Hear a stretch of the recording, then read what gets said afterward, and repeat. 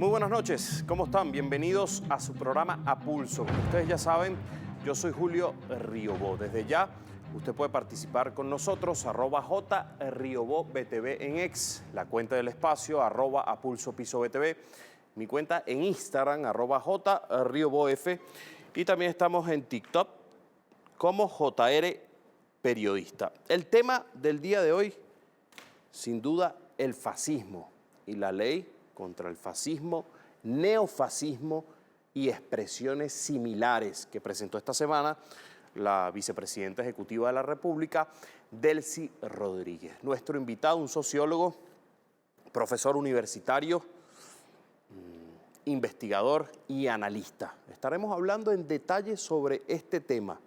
Recuerde, puede participar desde ya con nosotros. Además hay una etiqueta, la podemos poner desde ya, señor generador. Numeral A Pulso contra el fascismo. Nos puede escribir ahí su comentario, su sugerencia o su interrogante. Repito, @JRiobóBTV en X, la cuenta del espacio, @APulsoPisoBTV, mi cuenta en Instagram, @JRiobóF, y también estamos en TikTok como JR Periodista. Ya estamos transmitiendo en vivo en nuestras redes sociales, aquí en el estudio 4 de Venezolana de Televisión, y también usted tiene una posibilidad de enviar notas de audio, algún comentario que quiera compartir con nuestro invitado al 0412-334, ahí lo tiene, 0412-334-5488, 0412-334-5488. Repito, @JRiobóBTV en X, la cuenta del espacio, @APulsoPisoBTV, mi cuenta en Instagram, @JRiobóF, y también estamos en TikTok como JR Periodista. ¿Cuál es el tema del día de hoy? Ya lo decía, pero vamos a escuchar el siguiente material audiovisual. Esta ley que hoy estamos presentando ante este honorable cuerpo tiene 4 capítulos y 30 artículos en su conjunto. Nos ha pedido el presidente Nicolás Maduro, a quien considero padre de los venezolanos y las venezolanas, porque se preocupa y nos cuida como un buen padre y que siempre ha estado al orden cuando se ha venido la violencia con toda su fuerza contra el pueblo venezolano. Siempre ha salido con la Constitución, con la cruz de Cristo y con el diálogo a sanar la violencia y el odio. Nos ha pedido muy especialmente la colaboración de este honorable cuerpo para que sea considerado este proyecto de ley. Bueno, ahí tenían palabras de la vicepresidenta ejecutiva de la República, Delcy Rodríguez, en la presentación del proyecto de ley contra el fascismo, neofascismo y expresiones similares. Vamos a hablar de este tema muy importante porque algunos sectores de la oposición, sobre todo de la extrema derecha, y algunos analistas, por así decirlo, bueno, ahora todos se creen analistas o opinadores, quieren vincular este término con el gobierno nacional. Y hoy vamos a hablar de la génesis del fascismo, de dónde viene el fascismo, qué significa fascismo, dónde se instauró primero, cómo llegó a Venezuela, y para eso está con nosotros el sociólogo Héctor Gutiérrez García. Gracias por venir a este programa A Pulso. Fíjese, yo hacía una presentación y quiero comenzar por ahí. ¿Qué significa fascismo? Fascismo está ligado a un concepto que viene del latín, que es las fases, que son como las haces de una espiga. Lo tiene por ahí, además, una foto, sí, la podemos aquí hay mostrar, una si quiere lo hace usted o lo hago yo. de las espigas, en este caso, de lo que serían los tradicionalistas hispanistas de la Falange, que estuvieron en los años 30, 40 aquí en nuestro país. Estas flechas, así como están dispuestas, es lo que se llama las fases. Y la usan simbólicamente, entre muchos otros, los grupos que en aquel momento eran fascistas, que hoy vienen siendo los neofascistas, que son dos momentos históricos diferentes. Tenemos la imagen al aire, además, Sí. para su Entonces explicación. creo que es importante porque el capitalismo ha cambiado y ha modificado un poco la manera en que se expresa este autoritarismo llamado fascismo, que no es posible que se le atribuya al proceso que estamos viviendo, porque el fascismo defiende la desigualdad y el proceso que estamos viviendo apunta a la igualdad, apunta al socialismo, apunta a que todas las personas compartamos los mismos beneficios, las mismas condiciones y las mismas oportunidades. Entonces, son dos proyectos distintos. Usted me decía que el fascismo es anticomunista. Claro, porque es un proyecto del capitalismo. En esta época era un proyecto de capitalismo industrial. Hoy es un proyecto neofascista del capitalismo financiero, de las transnacionales y de los activistas, de los accionistas y de los dueños de esas empresas transnacionales a nivel mundial, particularmente los grupos financieros Vanguard y BlackRock. Además existen diferentes tipos de fascismo. Está el fascismo social, el fascismo político, y usted acaba de decir uno que también lo nombró la vicepresidenta, el fascismo económico. Sí, hay distintos tipos de fascismo. En este caso, el fascismo económico, como lo estamos viendo, las medidas coercitivas unilaterales, es decir, el tratar de arrinconar a un país para que pierda su soberanía económica.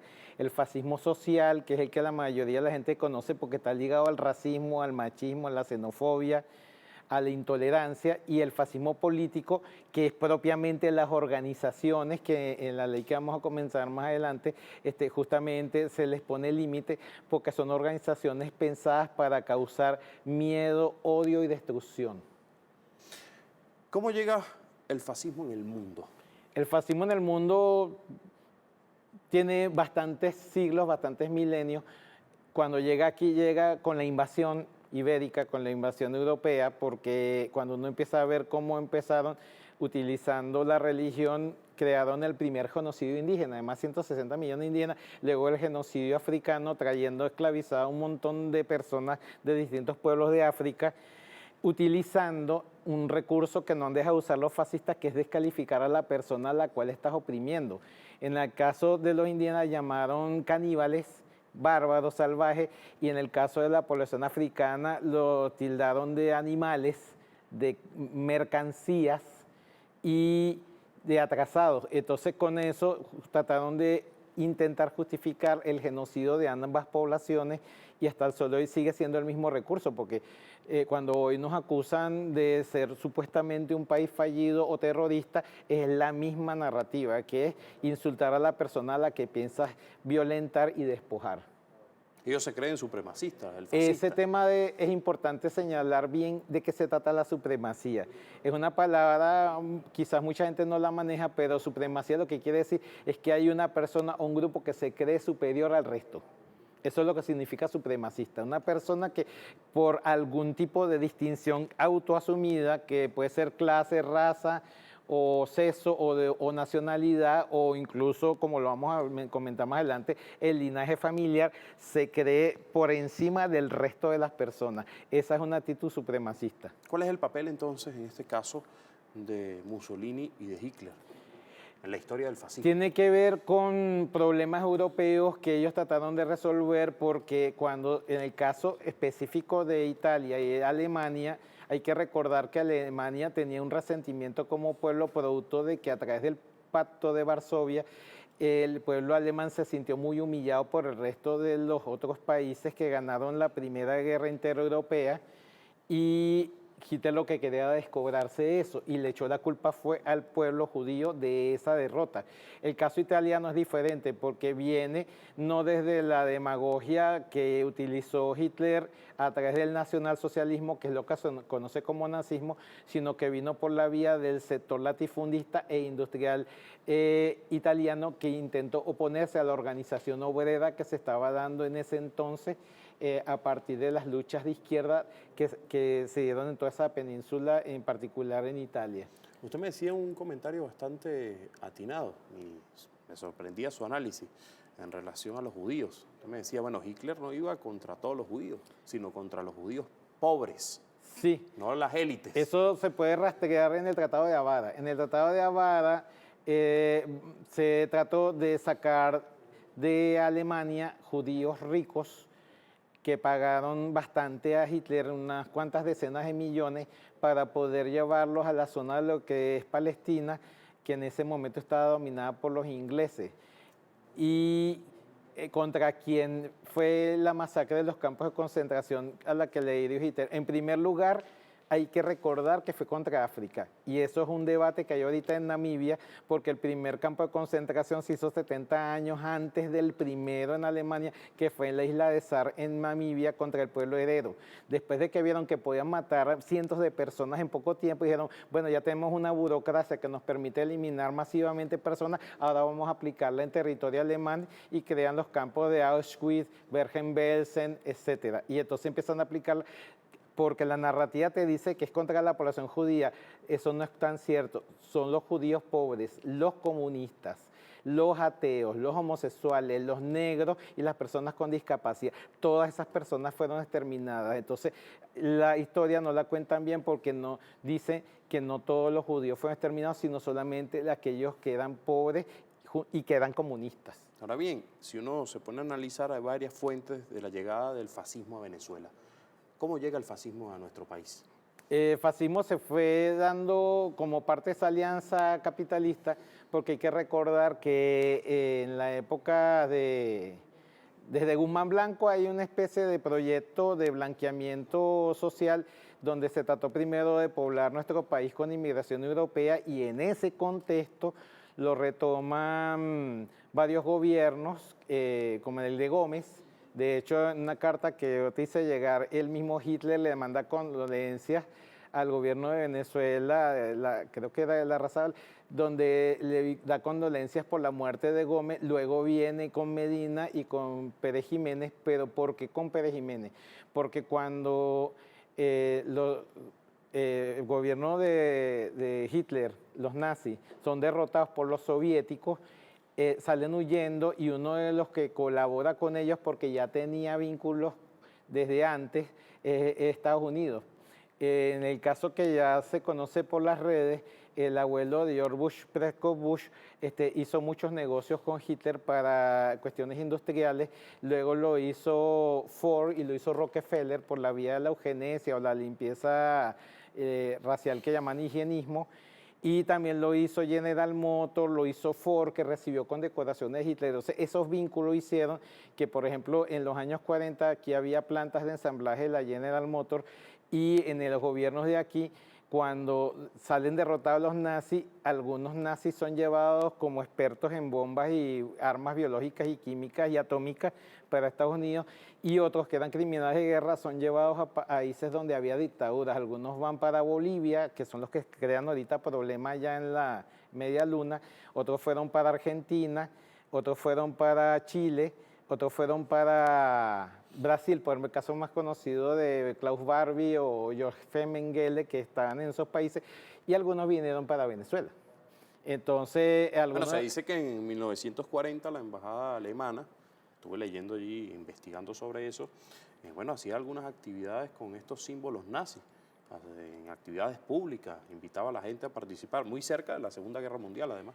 Es muy importante conocer la simbología nazi, porque uno va rastreando no solamente las fases, sino, por ejemplo, en el caso que vimos de tradición, familia y propiedad, también... Se me está adelantando usted ya. Exacto, en el discurso. pero ellos también tienen esa simbología, pero eso es importante porque luego aquí, cuando las guarimbas, no sé si toda la población de Caracas y de otras zonas del país se dio cuenta de que estaban rayando murales con unos símbolos muy extraños. Ahí mismo en el municipio de Chacao uno ve todavía que hay algunos símbolos, y estos símbolos que son, pero para los que hemos estudiado el tema sabemos que esos son símbolos neonazis. Fíjese, fue en 1984 cuando Luis Herrera Camping permite la creación de esto que usted llama tradición, familia y propiedad. ¿Qué era la tradición, familia y propiedad como una cesta? Bueno, ahí quisiera recomendar el libro de una filósofa afrodescendiente venezolana que se llama Liliana Márquez Hugueto, que es este libro que se llama País Mantuano, ensayo de filosofía del cimarronaje. Ella va dando cuenta un poco de por qué esas personas se identifican como familia y como tradición, porque estas personas tienen un complejo de superioridad que viene de que se creen herederas y herederos de los invasores que llegaron aquí con Cristóbal Colón, y por lo tanto sienten como una especie de derecho adquirido a ser amos del valle, ser grandes propietarios, y el creerse que vienen de esa familia, de ese linaje de superioridad, es lo que ellos llaman tradición, lo que viene siendo alcurnia, estirpe, linaje, abolengo, todo eso. Y con ese, ¿Qué pasaba en esa con secta, por ese ejemplo? problema de los títulos nobiliarios se creen más que los demás. Acuérdense que es una época de la colonia, se compraban títulos de varones, de sir, de doña, que significa de origen noble, etcétera, etcétera. Entonces, con todos esos títulos encima, ellos dicen, no, inclusive fíjate que hay mucha gente que hoy, con el tema de las migraciones, dice, no, es que yo me voy por Europa porque en mi familia hay un escudo de la familia tal que viene de España. Y entonces por ahí va esa lógica de creerte que porque tú tienes un símbolo, tú ya eres distinto al resto, como distancia y categoría, es decir, yo, y el resto es la chusma, lo que sobra, y yo estoy por encima de eso. Entonces, de ahí viene ese lema de tradición, familia y propiedad, que en el caso que estás tocando, en el gobierno de Lucinchi, era porque estaban auspiciados por un anticomunista brasileño llamado Plinio Apuleyo Mendoza, muy aliado a Mario Vargas Llosa, que es un renegado marxista que ahora es ultra neoliberal. ¿Y qué era lo que pasaba allí? ¿Qué hacía esa secta? Porque Porque yo he visto algunos recortes de periódicos, yo estuve investigando, Ajá. revisando, por ejemplo, el Nacional, que no es cualquier medio, sino un medio fascista que apoyó un golpe de Estado en Venezuela, dice, prohibir actividades de TFP, que así era conocido, tradición, familia. Y ¿Sabes propiedad. por qué pasó ese escándalo? Porque ellos llegaron a un punto donde ellos, y eso es muy interesante para el tema de la guarimba, ellos se creían cruzados. Y como se creían cruzados, ¿por qué se meten con la secta? No se hubieran metido con la secta si no se hubieran dado cuenta que en la casa de la secta tenían un tiro blanco con la foto de Juan Pablo II. Por eso es que se meten con la secta. Y empieza ese tema de esta Porque ellos investigación. querían hacerle un atentado al Papa Juan Pablo II. Por eso es que seguramente que si no hubieran tenido la intención de atacar al Papa, lo dejan tranquilo. Sí, porque además dice, acción paramilitar y torturas denunciaron exmiembros de la TFP. Bueno, porque el Eran los carácter... titulares de la claro, época. porque el carácter de una secta es hacer que la persona se desarraigue de su grupo familiar y hasta se cambie el nombre. Eso es una de las condiciones de una secta, que es que la persona abandone toda su identidad anterior y adquiera una nueva identidad. Eso es lo que está denunciando el periódico, que es que la persona se desaparecía de su familia y hasta se cambiaban el nombre. Por eso es que el gobierno intervino. Dice aquí, fundar una nación dentro de Venezuela era la meta de la secta del diablo. Así la llamaban en algunos titulares. Bueno, No sé si eso está por ahí, lo tiene el equipo de producción y Bueno. nos puede poner esos titulares. Dice, prohibir actividades de tradición, familia y propiedad. La sede de la resistencia. Que tenía en el Country Club tenía su centro de operaciones. El proyecto como que lo siguen manteniendo porque auspician gente que tiene gobiernos paralelos, tribunales paralelos, fiscalías paralelas. No han perdido su programa político de crear algo paralelo, así sea una ficción, pero siguen manteniendo esa quimera de creer que pueden, por tener dinero, crear un Estado entre otro Estado. Ahí tienen los titulares, ahí lo tienen, hay varios titulares que ya yo nombraba. Dice, bueno, el Nacional, lo que yo le decía, prohibir actividades de TFP, ahí lo tienen, fundar una nación dentro de Venezuela, acción paramilitar y torturas denunciaron exmiembros de TFP. Eran los titulares del momento con lo que usted me está desarrollando. Pero ¿qué sucedía allí? ¿Cuáles eran las características de una persona que pertenecía a esa secta? ¿Eran racistas, por ejemplo? Sí, son racistas, son machistas, son supremacistas y son sobre todo anticomunistas. Y además también forma parte de un término que se ha acuñado recientemente, que es el término de los apellidos. Precisamente este grupo, por lo que antes dijimos, se cree superior y por eso mantiene eso a través de ese abolengo de decir yo soy de familia tal.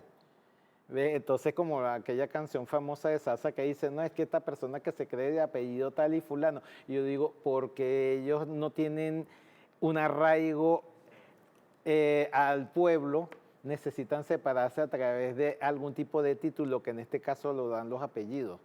Pero cuando no pueden hacer eso, juegan a la demagogia de mezclarse entre la gente, pero después se limpian así cuando la gente los abraza. Ya sabemos casos así de gente que le da un beso y se limpia la mejilla, y yo digo, claro, porque es que ellos, aunque intenten hacer demagogia, nunca se van a sentir parte del pueblo porque desprecian al pueblo. Bueno, cuando hablamos de esto, tradición, familia y propiedad, aparecen otros de los apellidos. Aparece Leopoldo López, aparece algunos factores también ligados a Enrique Capriles que participaron por Sí. el linaje familiar. Usted Sí. me lo comentaba. Sí, Ellos en ese caso hasta estuvieron en un programa de televisión que De Marieta Santana. lo tienen casi escondido para que la gente no sepa que eso pasó, pero todos los que vimos el programa sabemos que ellos estuvieron ahí y representando a esta institución. Entonces, desde el ala más conservadora, si nosotros hablábamos del tema de Lucinchi, desde el ala más conservadora, en COPEI nacen unos partidos, que es Voluntad Popular, Primero Justicia y también 20 Venezuela.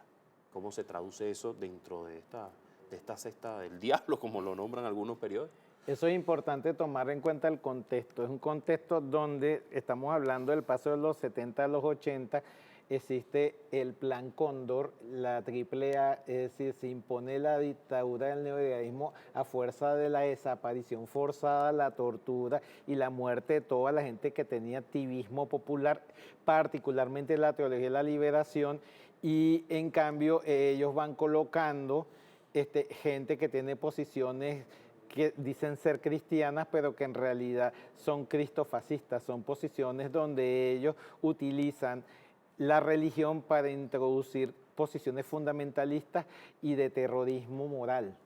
Y esta gente lo que hace no es en el ámbito político, esta gente que está al frente de estas organizaciones llama es a la violencia, al fascismo, al terrorismo. Porque el fascismo, una de las características del fascismo y que la reproduce y la repite el neofascismo es la acción de calle. Es decir, ellos parten de la idea de que quien domina la calle domina la política. ¿Y cómo dominan la calle? Aterrorizando a la población que no es partidaria de su posición fundamentalista. Es decir, cuando digo fundamentalista es fanática, a eso me estoy refiriendo. Cuando una persona no comparte ese fanatismo, ellos le violentan como diciéndole, si tú no te sumas a nuestra posición, te vamos a violentar. Eso es una posición que ya tenían los invasores. Cuando uno ve el requerimiento de Juan López Rubio y Pedro Arias Dávila, en la parte final del requerimiento, eso lo hacen con los indígenas, que o te conviertes forzosamente en súbdito del rey o te aniquilamos. Es la misma lógica que ellos utilizan, que si tú no eres partidario de nuestra posición intolerante, te agredimos. Y eso lo vimos, bueno, creo que lo vamos a comenzar más adelante, que pasó también aquí en el municipio de Chacao cuando quemaron vivo a Orlando Figuera. Bueno, esas imágenes las tenemos, lo tiene el equipo de producción. Usted me explica, bueno, fueron parte del llamado insurreccional que hizo la extrema derecha. Esos mismos de los apellidos, esos que tienen un linaje, una tradición, una propiedad. Claro, esa rabia, ese odio, que es el programa político del neofascismo, que por ejemplo...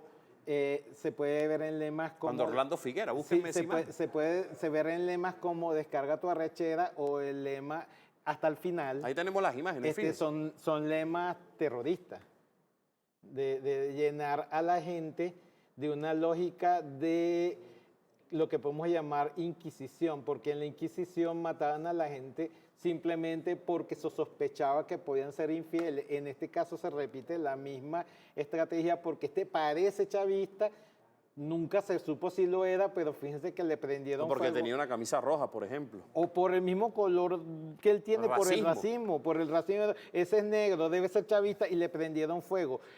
Pero eso se complementa con que en la misma guarimba había gente con escudos que parecían de cruzados, de caballeros de vikingos, que es el caso de Trump, con los vikingos de Trump o las hordas que tiene Bolsonaro.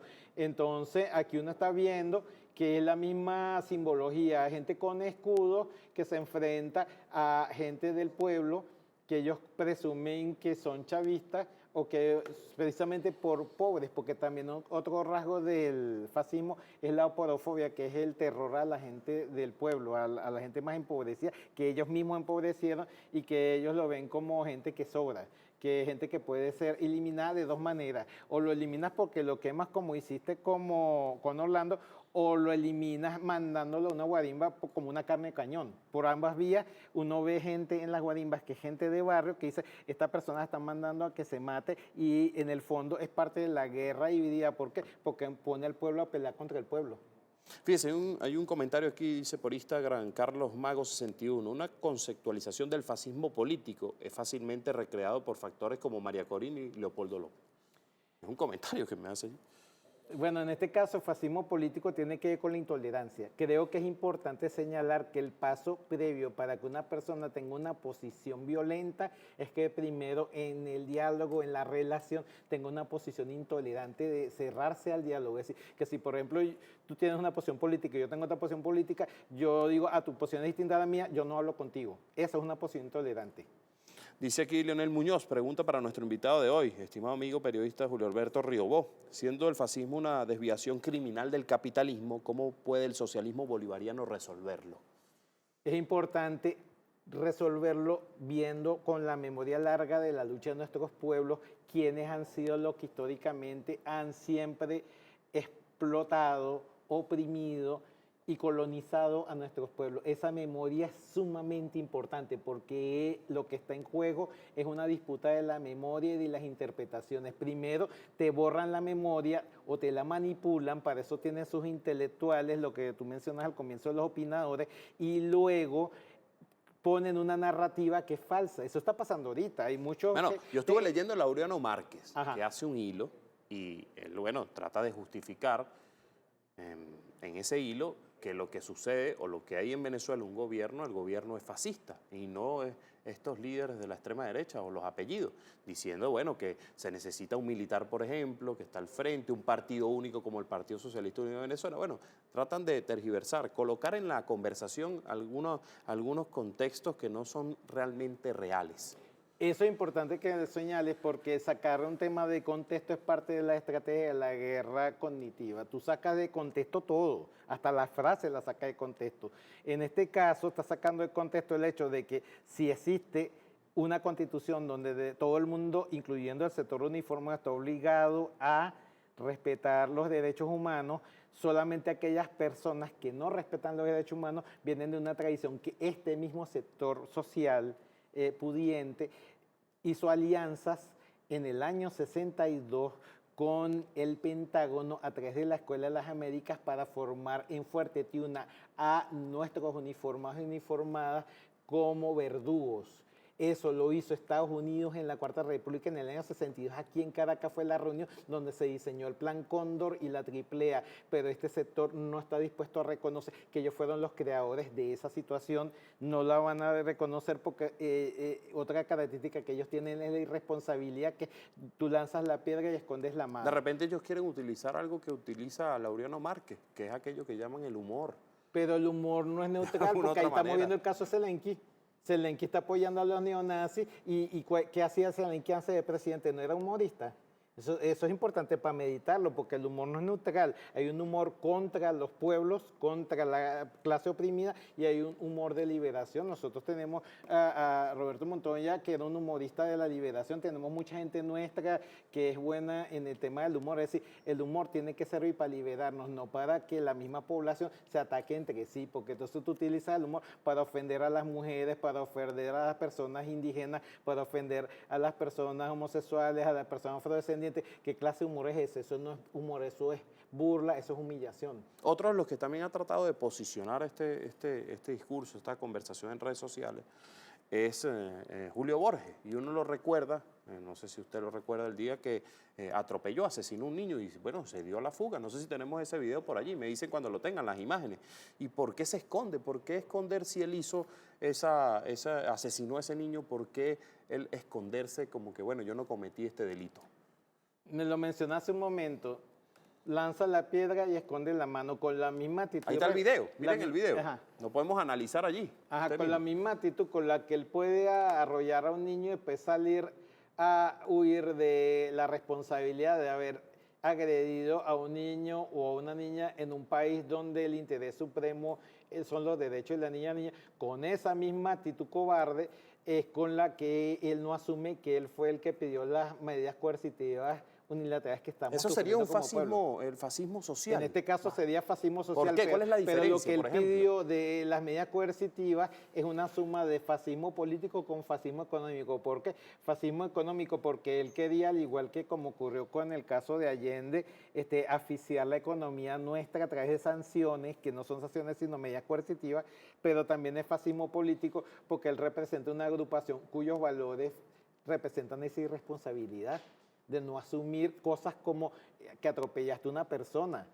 Es la misma irresponsabilidad del señor que dijo láncenle hielo o macetas a los chavistas y uno de ellos mató a una señora y después se fue para Estados Unidos. Son los mismos que planificaron eso que llaman el plan La Salida. Bueno, lo que ya está mencionando, descarga tu arrechera o hasta el final, son la misma narrativa, que es una narrativa distópica, que esto se acabó, vamos a destruirlo. ¿Por qué? Porque la actitud supremacista que ellos tienen es, si yo no gano esta jugada, tumbo la mesa. Esa es una actitud violenta, porque tú no tienes que tumbar la mesa, todo el mundo está participando. Fíjate que en el mismo sector de él, ¿cuánta gente no se inscribió ahorita para las elecciones? Eso significa que aquí se respeta esa diversidad de posiciones, pero hay una sola persona de ese grupo que dice, yo no reconozco a nadie porque yo soy la que tengo que ser la presidenta. Y yo digo, eso es una actitud fascista. ¿Por qué? Porque tú desconoces la democracia.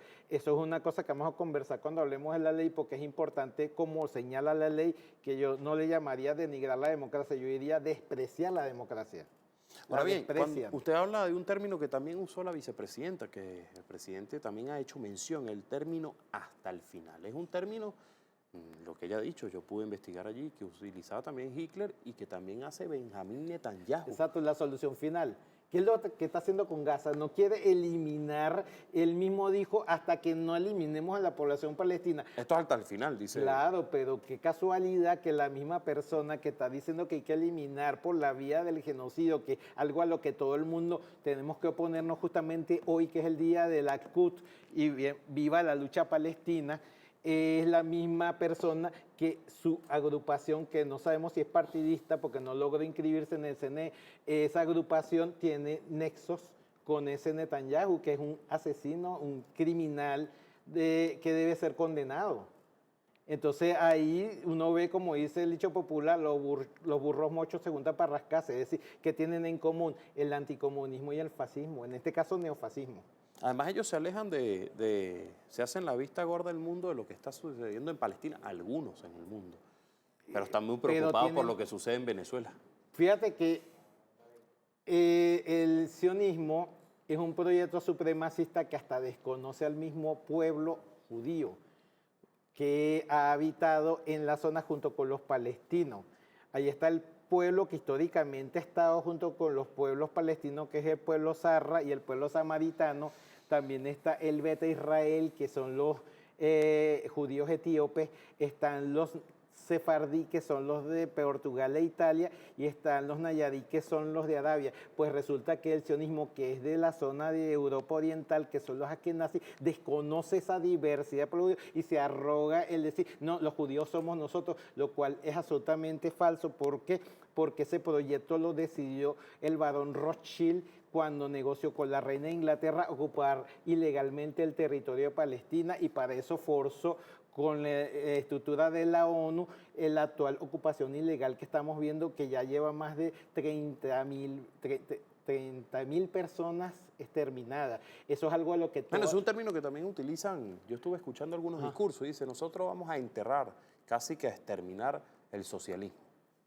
Lo están tratando de llevar a cabo a nivel mundial y todo el mundo debe pronunciarse sobre lo que está pasando en Yemen, en Haití, en Palestina, porque este es el proyecto que ellos tienen de exterminio del mundo, y nosotros tenemos que estar muy mosca con el tema del Esequibo, que en nuestro país, en el río Esequibo nace Venezuela, porque eso es un territorio al cual desde hace mucho tiempo le tienen montado el ojo Inglaterra, Estados Unidos y Alemania, y por eso es que el libertador Simón Bolívar hizo el Congreso de Angostura. Pero precisamente por esa actitud soberana, independiente de defender al pueblo y el territorio donde habita, es que ellos también ahorita están impulsando una campaña contra Bolívar y contra Venezuela y contra el chavismo a nivel mundial y a nivel interno. María Fernanda Barreto dice, brillante como siempre Héctor Gutiérrez, el lema hasta el final que comparten 20 Venezuela y Likud, gracias a una misma visión supremacista, colonial y proimperialista. El sionismo es fascista.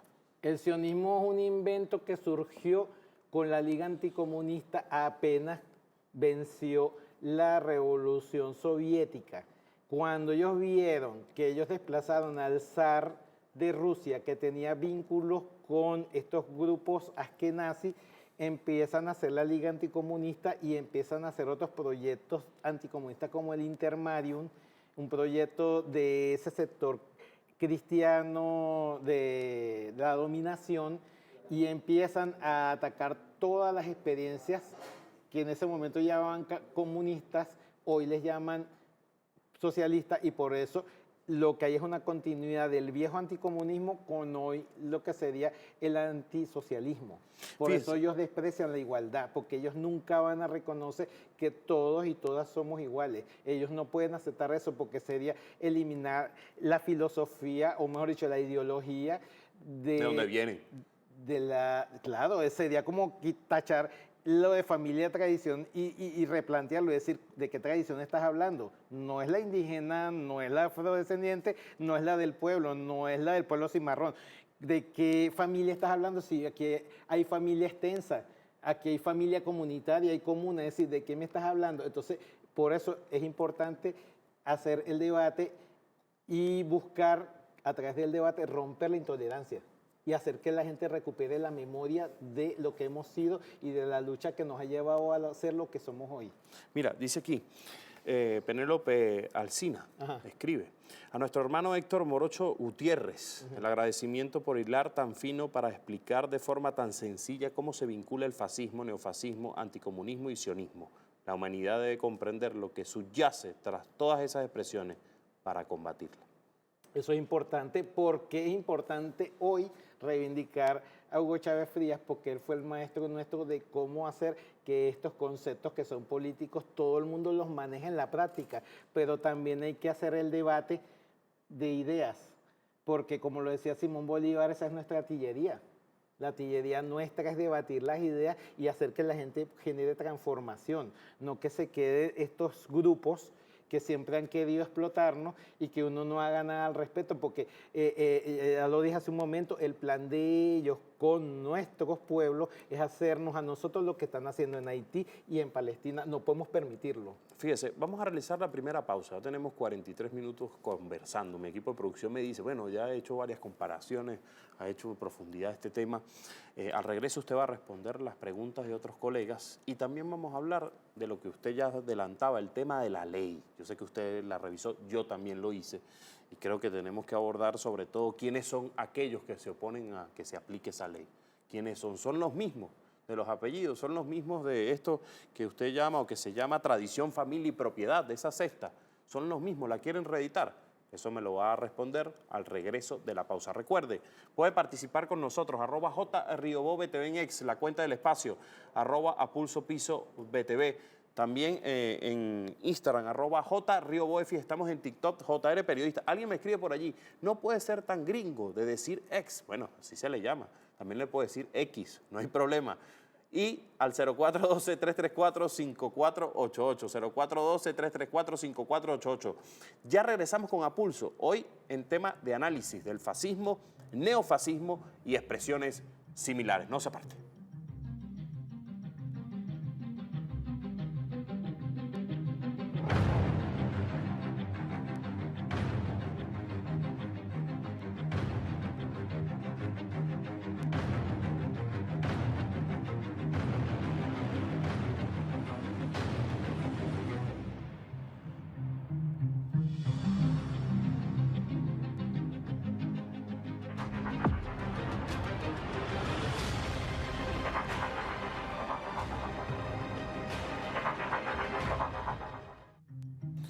Bueno, continuamos con su programa Pulso, hoy debatiendo sobre el tema del fascismo, neofascismo y expresiones similares, así como la etiqueta numeral, ahí la tiene, a Pulso contra el fascismo. Usted me puede escribir algunos mensajes, ya tengo algunos. Yo dejaba una pregunta al aire antes de los periodistas para, bueno, preguntarle a nuestro compañero sociólogo Héctor Gutiérrez sobre este tema, que quiénes son los que se oponen a esta ley, porque se han dicho muchas cosas.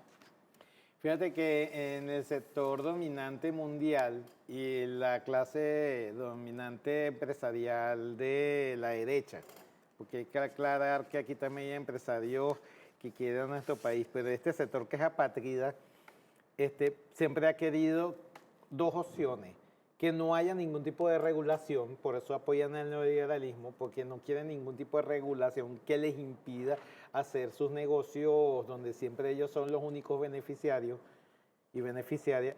Y la otra opción es, bueno, pero si hay leyes que nosotros seamos los que las redactemos a nuestra medida. A su conveniencia. A su conveniencia. Entonces, teniendo esa situación, es muy normal que así hay una ley que les impide desplegar toda la violencia que quieren desplegar, ellos chillen, porque no es decir, entonces, ¿cómo hago yo guarimbas? ¿Cómo yo desestabilizo al país? ¿Cómo hago una guerra híbrida? Si ya hay una ley que me va a poner una limitación, yo digo, bueno, es normal que se molesten porque le estás de alguna manera. Ahora uno dirá, eso es una arbitrariedad, no, porque en Estados Unidos es así. Y en Alemania no hay una ley que ahorita, claro, la izquierda en Alemania se ha ablandado mucho, pero durante décadas una ley que prohibía el nazismo. Entonces, ¿en qué quedamos? Porque para que, eso es como dice, lo que es bueno para el pavo, bueno para el pavo. Para Europa sí pueden hacer leyes antinazis, pero aquí cuando se es una ley contra el fascismo, dice, no, es una ley represora. Y dice, ¿cómo que represora? Esto es una ley que está apoyando, entre otras cosas, que seamos un país pluricultural multiétnico, como lo define también el artículo 100 de la Constitución. Está apoyando lo que es la Ley Orgánica de Pueblos y Comunidades Indígenas, la Ley Orgánica contra la Discriminación Racial, la Ley para Personas con Discapacidad e incluso la Ley Orgánica para el Derecho a Mujeres a una vida libre de violencia. Es decir, no estamos fuera del ámbito legal, lo estamos más bien complementando en un área muy específica que es cuando se genera a partir de una organización un discurso y una práctica que estimule el odio y la violencia. Porque es importante, porque la ley estimula, por ejemplo, y toma en cuenta el tema mediático. Hay que recordar lo que pasó en Ruanda. En Ruanda una radio... El tema de las redes sociales también. Pero acuérdense que en Ruanda una radio que era auspiciada por Bélgica puso a pelear a los pueblos Tutsi, a los pueblos Hutu, y eso fue una masacre espantosa.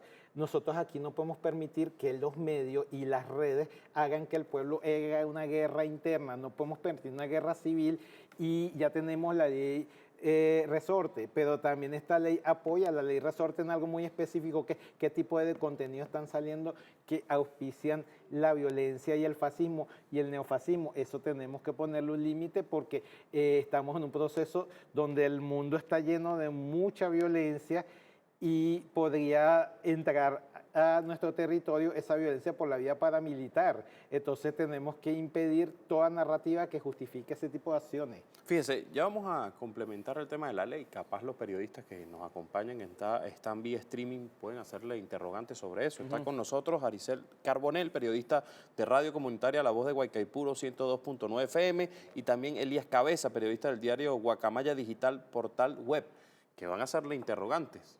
Buenas noches, muchachos, ¿cómo están? Vamos a comenzar con Aricel. Adelante, Aricel, buenas noches. Hola, buenas noches, profesor Héctor. Un placer inmenso estar compartiendo con ustedes este tema tan importante para todo el país. Es una pregunta respecto a lo educativo. ¿Cuál sería su propuesta en el área educativa, en todos los niveles, desde educación preescolar hasta educación universitaria, respecto a donde esta ley, al mismo tema que se refiere a fascismo? Creo que es importante tomar en cuenta el contexto que estamos viviendo. Por ejemplo, ahorita estamos viendo un contexto de neofascismo donde el sector educativo se está viendo ahorita en una situación de alto nivel de debate porque se han introducido elementos como el lawfare, como el fake news, como la posverdad, como la violencia simbólica. Todo eso tiene que entrar en la ley, inclusive elementos de flagrancia y de lo que sería, para aplicar un poco la ley contra el odio y la ley resorte, que hay difusión de propaganda pública y notoria y por lo tanto podemos hacer flagrancia. Es decir, si alguien lo agarras, porque alguien puede decir, no, es una censura que me están haciendo, ya va, pero si tú estás haciendo apología del delito, te estamos agarrando en flagrancia. En redes sociales, claro, te estamos haciendo, exacto, te estamos agarrando en flagrancia, no es que te estamos reprimiendo para que digan, no, una censura, es un estado totalitario represor, ya va. Si tú estás cometiendo un delito quieres que, ahí justamente es interesante hacer el debate sobre lo que ellos entienden por libertad, porque libertad lo confunden con lo peor de libertinaje, de que es que no me dejas hacer violencia. Yo digo, pero ¿quién te dijo que tú tienes que saltarte todos los mecanismos que se supone que hace que la convivencia se pueda dar? Entonces, ¿qué pasa allí? Que el sector educativo tiene esa situación donde tenemos que ver qué hacer con las redes, porque en las redes ahorita, en el debate, se está hablando, por ejemplo, de inteligencia artificial, de ChatGPT, se está hablando de el capitalismo de la atención, porque antes mucha gente veía, y ojalá lo estén viendo ahorita, la televisión como para ver qué estaba pasando en el mundo, pero hay gente que hasta está dejando de ver la televisión y se está quedando nada más con los celulares, pero el problema es quién te dice que todo lo que sale en los celulares es cierto. Yo he visto teleeducadores colombianos como la gente de Plaza que dice cualquier disparate, pero el problema es que la gente es tan infocrédula que se cree lo que le dicen así sea mentira. Y le dicen, no, lo que pasa es que el cantante de la banda se llama Beethoven y entonces yo digo, ya va, pero ¿cómo va a ser el cantante de la banda Beethoven? Entonces al final se lo creen tal cual y yo digo, ¿cuál sería el papel del sector educativo? Primero, contextualizar. Segundo, lo que mencionaba hace un momento, la memoria larga, la lucha de los pueblos, y utilizando ambas cosas, generar un pensamiento crítico. Un pensamiento que nos permita comprender de dónde hemos venido, dónde estamos hoy y qué es lo que queremos mañana. Y en eso nos ayudó bastante el presidente Hugo Chávez Frías cuando mostró que nuestra herencia viene desde Urquía, Amado y Guaycaipuro hasta el sol de hoy. Con todas las luchas que hemos tenido, nos ubicó históricamente y nos devolvió la venezolanidad que habíamos perdido. Bien, vamos ahora con la interrogante de Elías Cabeza, periodista de diario Guacamaya Digital, portal web. Adelante, buenas noches. Bueno, saludos Julio, muchas gracias al profesor Héctor Gutiérrez, quien es tu invitado del día de hoy. Fíjense compañero, el día de hoy, el día de ayer jueves, perdón, el periodista Manuel Isidro Molina hizo una afirmación de que la ley contra el fascismo es una monstruosidad con la que el gobierno del presidente Nicolás Maduro incrementaría su autoritarismo. Igualmente expresa en esta nota de prensa que llegó a la redacción de Guacamaya Digital que es una monstruosidad que tiene un talante represivo, excluyente y que apunta a la continuidad y la profundización de la segregación racial en el gobierno venezolano. ¿Qué nos puede decir el profesor Héctor Rodríguez al respecto, por favor?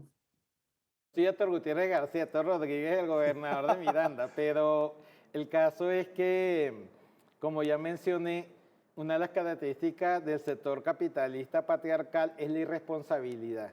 Y como es irresponsable, no puede aceptar ninguna ley. Esto no es nuevo para nuestro proceso, porque ya lo vimos con la ley de responsabilidad de medios, la ley resorte, cómo la atacaron diciendo que era una ley mordaza. Y en todo el tiempo que hemos visto lo que ha pasado es que ha servido para poder hacer que la gente tenga una conducta más responsable en lo que tiene que ver con el hecho comunicacional. Luego él está diciendo que es una monstruosidad racista y yo digo, si justamente estamos apoyándonos en la ley orgánica contra el racismo y en las leyes contra el odio, ¿cómo vamos a ser racistas si justamente eso es lo que se quiere? Parece que no hubiera leído la exposición de motivos de la ley, que justamente es buscar la convivencia, la tolerancia, el diálogo. Eso es el objetivo de la ley. Y bueno, es normal que el sector liberal de la prensa capitalista, como lo dije, no quiera ninguna ley, porque la mejor ley para ellos es la que no existe, la que les permite hacer lo que quieran. Pero es importante poder responder a eso porque él habla de autoritarismo y ahí se está hablando de una comisión donde la gente va a participar para poder desarrollar lo que es una alianza regional y quizás mundial antifascista. Eso no puede ser malo para nadie porque el mundo hoy corre un gran peligro por la emergencia del neofascismo y el neonazismo a nivel mundial. No lo estamos viendo con lo de Palestina. O sea, que lo que él quiere, que los medios contribuyan a generar la guerra. No podemos permitir que los medios sean irresponsablemente utilizados para generar más violencia y más odio. Es una responsabilidad ética y estamos llamados a generar valores de convivencia y por eso el primer elemento de la exposición de motivos de la ley es un reconocimiento de hecho y de derecho de que somos un pueblo diverso y debemos aceptar esa diversidad. Bueno, agradezco a Aricel Carbonell y a Elías Cabeza por participar en este programa A Pulso. Feliz noche. Fíjese, ya quedan pocos minutos para despedir este programa, pero yo no puedo dejar de preguntar ciertas cosas. Yo creo que yo tengo al aire 2 años y medio de este espacio. Me lo puede corregir mi productor o Carolina, si están allí escuchándome. 2 años y medio, si no me equivoco. Y de esta es primera vez que me escribe el padre Numa, que me acaba de escribir para decirme que una de las características del fascismo en Latinoamérica es Javier Milei. Hay gente que quiere copiar de algunos gobiernos o algunos candidatos también para hacer gobierno este modelo que dicen, como usted bien lo menciona, existe un modelo de diferencia el comunista y el capitalista, y el fascismo está hilado con el capitalismo. Usted me lo acaba de aclarar y decir claramente.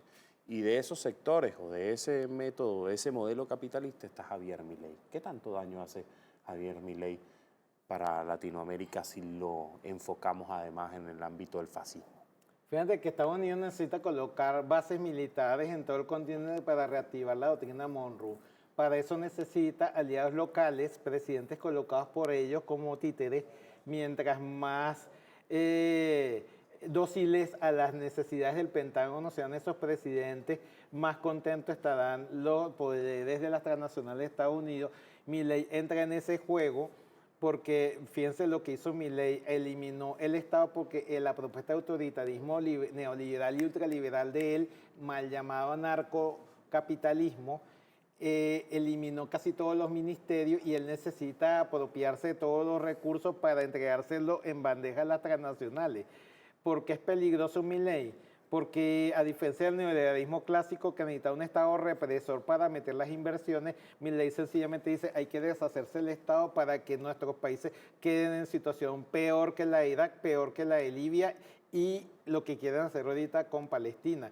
Ese es el proyecto de Milei, es peligroso, pero no es el único proyecto al que hay que meterle cuidado. También está la lupa. Hay que también observar a Bukele en El Salvador, que quizás lo hace mucho más astutamente, pero es un proyecto también donde es importante ver lo que el pueblo está sufriendo, lo que es la negación del Estado de Derecho en un país donde ellos dicen, no, nosotros somos un país que no es democracia. Miremos si el pueblo es participativo dentro de El Salvador, y ahí hay un elemento importante que conversar con el padre Numa.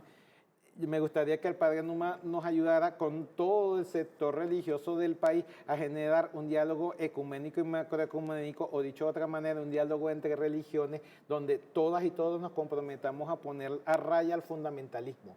¿Por qué? Porque el fundamentalismo genera intolerancia, fanatismo, y ese fanatismo es como el caldo de cultivo para el neonazismo y el neofascismo. Primero yo me vuelvo intolerante y luego me vuelvo violento.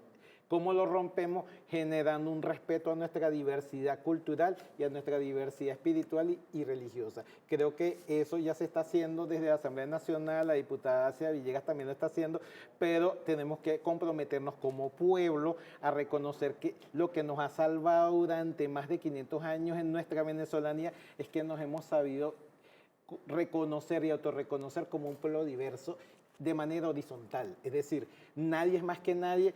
Tú tienes derecho a ser tú mismo, yo tengo derecho a ser yo mismo. Eso aplica también para las culturas y ese es el carácter multiétnico y pluricultural de nuestra Constitución. Usted sabe que aquí escuchamos al pueblo, que manda también sus audios, pero antes de eso yo quisiera hacerle una pregunta. ¿Por qué está tan preocupada aquellos periodistas o opinadores por esta ley? Porque yo estuve leyendo algunos artículos, uno de ellos habla de la apología al delito en redes sociales, por ejemplo, en medios de comunicación, bien sea tradicionales como televisión, así como digitales. Y también están preocupados aquellos partidos políticos, si se podrían llamar partidos políticos, que hacen apología al delito. El TCJ tiene la potestad de eliminar un partido político a través de esta ley, es lo que pude entender, si hace apología al delito, si está implicada en acciones violentas o fascistas. Ya lo había mencionado hace un rato. Lo que es bueno para el pavo es bueno para el pavo, porque sí lo puede hacer Europa con el caso de los nazis, porque sí lo puede hacer Estados Unidos, porque sí lo puede hacer España, como en el caso del rapero Pablo Hasél, Porque ellos sí lo pueden hacer y Venezuela no lo puede hacer. Primera pregunta. Y segunda pregunta, la irresponsabilidad del capitalismo patriarcal, que es yo lanzo la piedra y escondo la mano. ¿Qué quiere decir eso? Es que lo que tú quieres es usarlo en medio para hacer violencia y que nadie te regule. Pero resulta que en la visión crítica de los derechos humanos, todos los derechos se interrelacionan y se integran entre sí. Por lo tanto, el derecho a la vida tiene tanta validez como el derecho a la libertad de expresión. Ambos derechos tienen el mismo peso, porque tú vas a poner el derecho a la libertad de expresión por encima del derecho a la vida, porque tú vas a hacer apología para que alguien queme a Orlando o a otras personas como Orlando. Ese es el papel de un medio de comunicación. Entonces hay personas que se oponen porque lo que mencioné hace rato es el malentendimiento del libertinaje. Quieren hacer lo que le dé la gana y cuando tú le dices, mira, no puedes hacer lo que te dé la gana, tumbas la mesa. Entonces habría que preguntarse, muy interesante el comentario, si también se puede hablar de fascismo comunicacional. Porque sabemos, puede ser un término. Pues que sabemos que ahorita, por ejemplo, con lo que está pasando con Venezuela, los venezolanos y venezolanas, con Chávez y con Bolívar, hay un linchamiento mediático, eso también parte del fascismo. Y por eso yo mencionaba aquí que dentro de la ley también sería bueno contemplar los lawfare y la posverdad y la violencia simbólica, porque eso también es fascismo. Entonces, ¿qué están buscando ellos? Que uno permita que se utilicen los medios como pasó en Ruanda. No lo vamos a permitir porque nosotros queremos la paz. En un mundo diálogo, donde ellos quieren la guerra, nuestra apuesta siempre va a ser la paz con dignidad y con justicia. Fíjese, vamos a escuchar algunas notas de audio, el 0412-334-5488. Ponga la primera, señor director, por favor. Buenas noches, Julio, y buenas noches al profesor Héctor Gutiérrez. Una clase magistral nos está dando el profesor sobre la ley antifascismo. La verdad que felicitaciones, muy interesante el programa, muy interesante. Y bueno, por acá, desde el estado Falcón, desde la comunidad de Las Cocuizas, Alonso Aguilar, siempre en sintonía de su buen programa Pulso. Bueno, es un comentario. Yo me he caracterizado en este programa de hacer preguntas bastante complicadas. Yo le decía, en estos 2 años y medio de hacer algunos programas donde, bueno, confronto mucho al invitado, pero también los temas de análisis son fundamentales, un tema como este. Vamos a escuchar otra nota. Adelante, señor director. Buenas noches, Julio. Te felicito. Tremendo invitado. Con su respuesta nos está orientando para no caer en provocaciones. Él sabe lo que dice, lo felicito. Puros elogios. Escuchamos el siguiente. Adelante. Póngalo. Hola, buenas noches, Julio. Es Nelson Hernández Villadejura. Sinceramente, recordando esos videos de ese asesino, que yo no sé cuándo le irá a llegar la hora a ese desgraciado que caiga en la justicia venezolana. Y por el otro lado, Julio, ya nos hayan que inventar. Ahora están diciendo que el candidato de la oposición es un traidor, está apoyando a Maduro, porque ya ellos saben, sacan cuenta y saben la paliza que le va a dar el presidente Maduro el 28. Buenas noches, saludos a tu invitado. Bueno, son parte de los comentarios. El tema de las elecciones, bueno, ellos son de oposición y de ultraderecha y se entienden. Dice uno que se entiende porque se están matando. Yo creo que es importante no solamente, y eso nos lo enseñó Simón Bolívar y también Hugo Chávez Frías, tener una visión planetaria y mundial y ver que es importante que nos ayudemos como pueblos porque este tema de la fobia contra la venezolanía, contra el chavismo y el bolivianismo, tiene su contraparte en una visión negativa del mundo árabe, del mundo islámico, del mundo ruso, del mundo chino. Y también del mundo africano. Amigos de Venezuela, además. Todos, pero entonces el problema es que están atacando a todo el planeta y si nos están atacando a todos los pueblos del planeta, ¿cuál es la solución? Como me decía la educadora que me hizo la pregunta, que nos volvamos a unir como pueblos. en el Caribe y en la región y en el mundo. Por eso es importante llamar a la solidaridad internacional y solicitar reciprocidad, que así como este pueblo siempre ha apoyado la causa de liberación de otro pueblo, también nos ayuden a nosotros a que no vuelvan a pasar cosas como lo que ocurrió con el avión o con el oro o con Citgo, sino le pedimos también al resto del pueblo del mundo, digan la verdad de Venezuela. Somos un pueblo de democracia protagónica y participativa y ese es nuestro proyecto. Todos los proyectos se ven saboteados por el capitalismo en su irresponsabilidad, en su corrupción y en su crisis, pero si nos juntamos, como dice el himno nacional, compatriotas fieles, la fuerza de la unión, podremos prevalecer como pueblos ante esta crisis civilizatoria que nos está llevando el capitalismo moderno. Bueno, vamos a escuchar la última nota. Adelante. ¿El de quién? Dígame. Ah, está Denis ahí ya. Lo íbamos a tener de manera streaming. Me dice que está vía telefónica, uno de los periodistas. Quiere hacerle una pregunta y con eso culminamos. Buenas noches, Denis. ¿Cómo estás? Adelante. Tu pregunta. Julio, de verdad, gracias porque la conexión ha estado bastante compleja.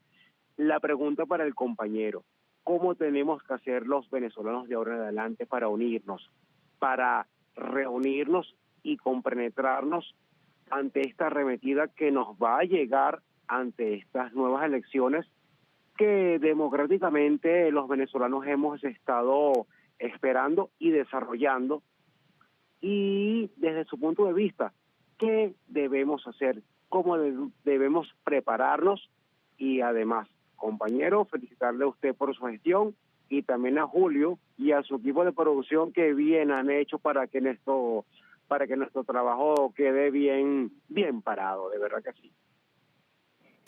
Creo que es importante llevar una comunicación política para la liberación y eso pasa porque sepamos darle el uso adecuado a los medios electrónicos. Ellos no son el aparato que va a sustituir la comunicación humana. La comunicación humana es interpersonal, es afectiva, es asamblearia, es comunal y las herramientas deben ayudarnos a potenciar eso, no a sustituir el vínculo humano. Es importante saber darle buenos usos y que cada persona se convierta en comunicador y comunicador, porque con esos medios electrónicos podemos revertir todo el daño que nos están haciendo si le damos un uso diferente, un uso oportuno y adecuado, no excesivo.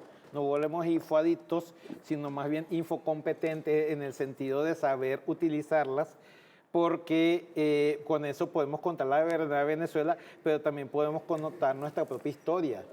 Yo con un celular puedo entrevistar a una abuela que me va a contar qué era la DIGEPOL, qué era la Seguridad Nacional y poder develar si de verdad antes había democracia o qué era lo que había. Pero todas esas cosas son importantes, también hacerlas intergeneracionales, es decir, que las personas mayores tengan un vínculo más cercano con las más jóvenes y con la infancia, porque las tecnologías también han buscado romper esos vínculos y entonces generar un proceso donde todas y todas queremos un aprendizaje compartido, un aprendizaje común, entre ayudarse, como decía Simón Rodríguez. Bueno, agradezco al sociólogo Héctor Gutiérrez, gracias por haber venido. Yo tan solo un comentario para culminar. No sé si usted recuerda una campaña que había antes en Venezolana de Televisión que decía reconócelo, no sé si se acuerda. Ajá. Y mostraban, bueno, algo muy parecido pasaría aquí con esto de tradición, familia y propiedad. Reconócelos que son los mismos. Inclusive yo no solamente hablaría de reconocer a las personas, sino de reconocer lo que está detrás de la ideología y la dominación que nos quieren hacer para poder liberarnos. Es importante observar la práctica y lo que está detrás de esa práctica, no solamente a las personas, que también es importante. Bueno, muchas gracias por su participación y por lo que dice la mayoría de la gente por redes sociales, esta clase magistral para explicar qué es el fascismo, neofascismo y las expresiones similares que van hasta en las redes sociales. Usted ha hablado de un término que yo no he escuchado, porque hablamos del fascismo social, político, económico, y usted dice que podría haber un fascismo comunicacional. Y es muy interesante eso. Habría que evaluarlo. Lo estamos sufriendo como Venezuela. La campaña que tienen contra Venezuela en el exterior es parte del fascismo. Bueno, y recuerde, puede participar con nosotros, aunque ya despedimos, vamos a despedir el programa, puede participar con nosotros, @JRiobobTV en X, la cuenta, o X, la cuenta del espacio @apulsopisobtv, mi cuenta en Instagram, @JRioboF, y en TikTok JR Periodista. Esto ha sido uno de los temas. ¿Qué otro tema quisiera usted que analicemos en esta mesa? Bueno, o en redes sociales, nos puede escribir allí para plantearnos. La semana que viene ya tenemos invitados. Estará con nosotros William Castillo, viceministro de Políticas Antibloqueo, porque hay que hablar de bloqueo también, del impacto que ha tenido eso. Sí, la medida coercitiva. En las elecciones, además, tiene su impacto, porque han creado todo un engranaje, por así llamarlo, violento, que va ahí con las medidas coercitivas para que esta elección presidencial no se llevara a cabo. Pero va a haber, como lo ha dicho el presidente Nicolás Maduro, elecciones el 28 de julio. Bueno, nos vamos. Agradecer a mi Casa Venezolana de Televisión, a Radio Miraflores, La Voz de la Verdad, Telearagua, también agradecer a TV Fan y a la Radio del Sur por transmitir en tiempo real este programa. Nos vemos el próximo viernes a la misma hora, a las 10 de la noche.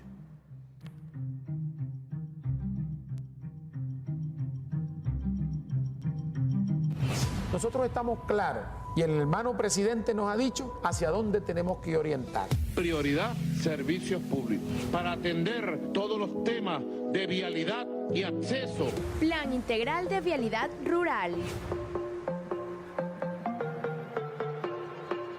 Plan Estadal de Canalización. Primitivo Cedeño. Y calidad de vida son buenos servicios.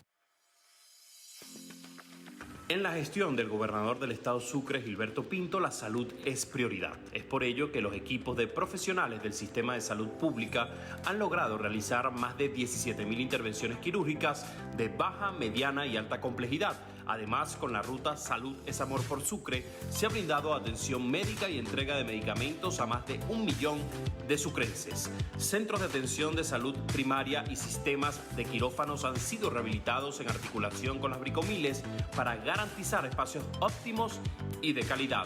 Lealtad es amor por Sucre.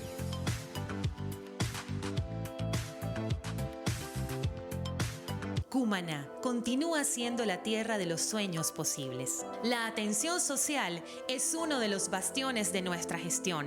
Le devolvimos a nuestros ciudadanos la tranquilidad de transitar con seguridad por las principales avenidas y calles de la municipalidad. La modernización del sistema de alumbrado público es posible gracias al plan Cumaná se ilumina. Continuamos siendo ejemplo en el deporte venezolano con la recuperación de espacios deportivos. El incansable trabajo realizado por nuestros cuadrilleros de saneamiento es admirable. Nuestra clase trabajadora intervino los diferentes canales y quebradas con intensas labores de limpieza. Continuamos con el plan Recupera tu consultorio médico popular. Aún falta mucho camino por recorrer y ese precisamente es el motivo de nuestro enorme esfuerzo.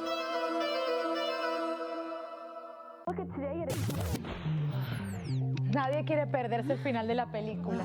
No poder disfrutar de los mejores momentos de la vida es algo que no debería pasarle a nadie.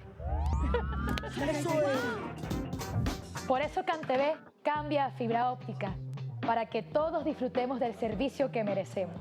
Estar conectados vale más de lo que cuesta.